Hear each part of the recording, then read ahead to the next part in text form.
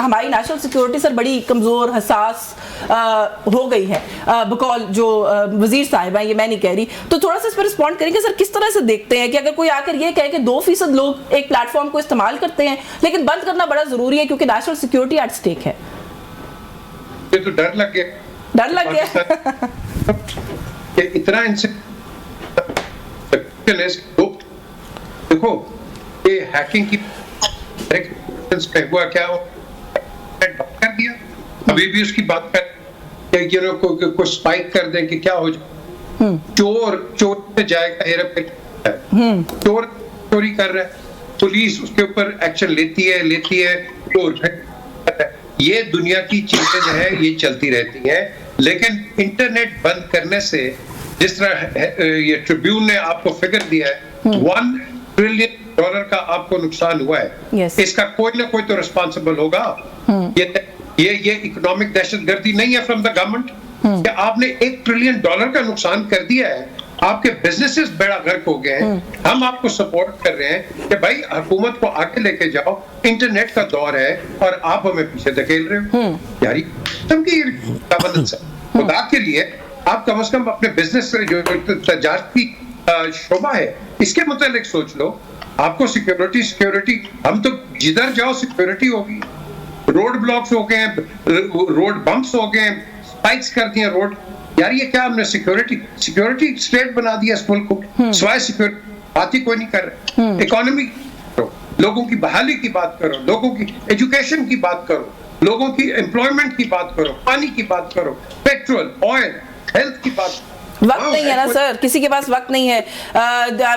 Apparently और ज्यादा important issues हैं और जो कोई इशू रिजॉल्व होने की तरफ बढ़ता है फिर लगता है कि हुकूमत की तरफ से पहले गैर संजीदगी होती है, वो उसको रिजॉल्व नहीं होना देना चाहते, फिर हुकूमत एक कदम उठाती है तो दूसरी जानिब जो है वो लगता है वो पीछे हट गए। थोड़ा सा मैं इस पर भी आती हूँ। कादर मंदोखेल साहब, हम कुछ अरसे से पीपल्स पार्टी से ये एक्सपेक्ट कर रहे थे कि आप लोग कोई तो अकाउंटेबिलिटी करेंगे उन लोगों की जिनकी हिमायत करके आपने हुकूमत बनाई है कि इस मुल्क में जहां पर आप डिजिटलाइजेशन की बात कर रहे हैं, नई पॉलिसी लाने की बात कर रहे हैं, वहां पर व्हाट्सएप के ऊपर एक तस्वीर तो डाउनलोड होती नहीं है। आज आप लोगों ने सर सवाल किया लेकिन कोई खातिर खा जवाब नहीं मिला आप लोगों को, तो क्या करेंगे मजीद? किस तरीके से आप समझते हैं कि इस गवर्नमेंट के अंदर उसका हिस्सा बनकर इस मुल्क की बेहतरी के लिए आप लोग लगता है काम कर सकते हैं?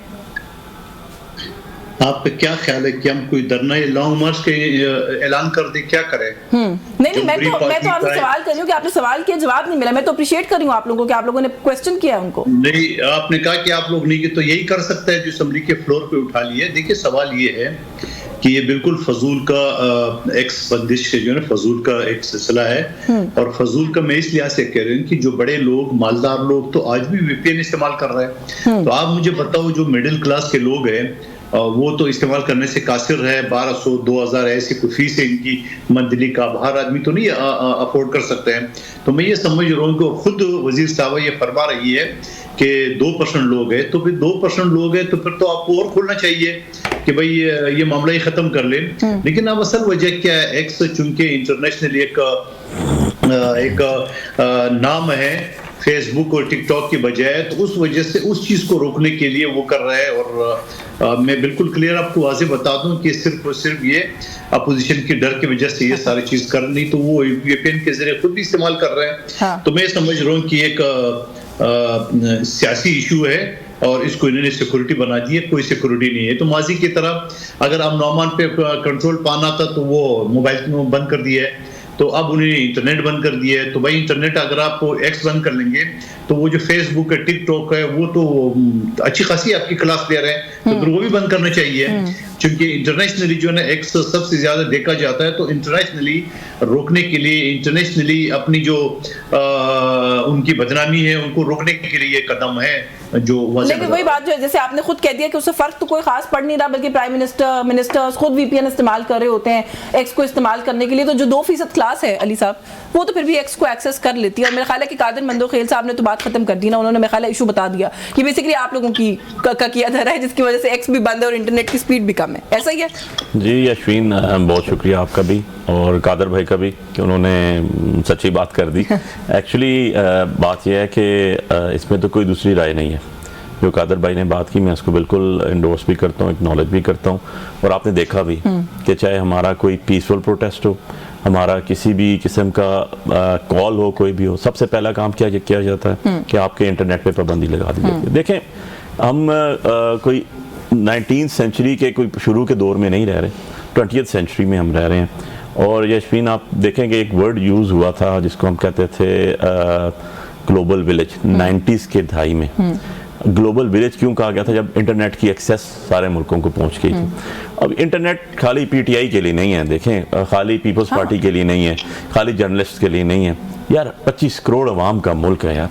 आप किसी जगह चले जाएं, फ्रीलांसिंग कर रहे हैं, ठीक है। आपने अभी अमीर साहब ने बात की, देखें, $1 ट्रिलियन का आपने मुल्क को नुकसान पहुंचा दिया। अब मैं इसको अगर आसान अल्फाज में कहूँ कि यार अपनी आपने जो कबातें की, जो आपने गुनाह कबीरा और सगीरा किए, जो फॉर्म 47 से लेके आज तक आप 8 फरवरी से बैठे हुए हैं, जो कत्ले आम किए, इनको छुपाने के लिए आप ये काम कर रहे हैं। वो छुप नहीं सकती चीज़ें। आज हम डिस्कस कर रहे हैं ना, आज सारी दुनिया को पता है, आपका प्रोग्राम लाइव चल रहा है, ठीक है। इशू ये है कि इस प्रोग्राम के अंदर भी सबको पता है हम क्या डिस्कस कर रहे हैं। हम डिस्कस कर रहे हैं इंटरनेट बंदिश। क्या इंटरनेशनल सर्वे देखा है कि हम 100 से नीचे उस मुल्क में चले गए, 100+ में, जहाँ पर इंटरनेट सर्विसेज प्रोवाइड नहीं की गई लोगों को। और हम आईटी सिटीज बनाने की बातें कर रहे हैं, देखिए, ये तो एक वो एमको की दुनिया में रहने वाली बात है ना, कि वो क्या कहते हैं, हर शाख पे उल्लू बैठा है, अंजाम गुलिस्तां। अब देखें, इसमें बड़े सिंपल सी बात है, आप लोगों को जो कॉन्स्टिट्यूशनल राइट है, आप लोगों के कॉन्स्टिट्यूशनल राइट यार खत्म कर रहे हैं। आप किस हैसियत से ये कर सकते हैं? फिर तो आप एक और अमेंडमेंट लेकर आ जाएं 27 और कहें जी इंटरनेट के अंदर हमारी मर्जी के बगैर कोई चीज़ यूज़ नहीं हो सकती। ऐसे नहीं होता ना, इस तरह मुल्क नहीं चलते, इस तरह आप तरक्की नहीं कर सकते। आपको अगर हमसे इख्तिलाफ है, आपको हमारे किसी एजेंडे से इख्तिलाफ है, आपको हमारे प्रोटेस्ट से इख्तिलाफ है, आपने इल्लीगल एक्टिविटीज कर दी सारी की सारी। हम तो पीसफुल प्रोटेस्ट पे आते हैं, आप अनकॉन्स्टिट्यूशनल काम कर देते हैं, आप कंटेनर्स खड़े कर देते हैं। की फिक्र तो अब लगने लग गया कि आप लोगों को भी तो नहीं है ना। पहले आप लोग कहते थे हम इनसे बात नहीं करेंगे, अब आप लोगों ने कहा हम इनसे बात करेंगे। अच्छा, स्पीकर जो है कौमी असेंबली के, उन्होंने कहा जी कि मेरा दफ्तर हाजिर है, उनका ये बयान आता है तो उमर अयूब साहब कहते हैं जी अब हम पार्लियामेंट ही नहीं आएंगे।